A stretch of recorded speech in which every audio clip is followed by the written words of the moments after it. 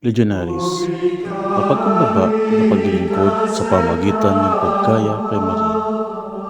Shalom mga kapwa kolehiyo. Sa ating pagtitibon pa sa Huwebes Santo gabi ng misa ng hapunan ng Panginoon, pagnilayan natin ang malalim ng mensahe ng Juan, kung saan mapagkumbaba na hinugasan ni Jesus ang mga paa ng kanyang mga disipulo. Ang pundasyong tekstong ito ay hindi lamang nag-highlight sa kataas-taasang gawa na kababaang loob, ngunit nagtatatag din ng mandandong utos na wala pang pag-iimbot na paglilingkod.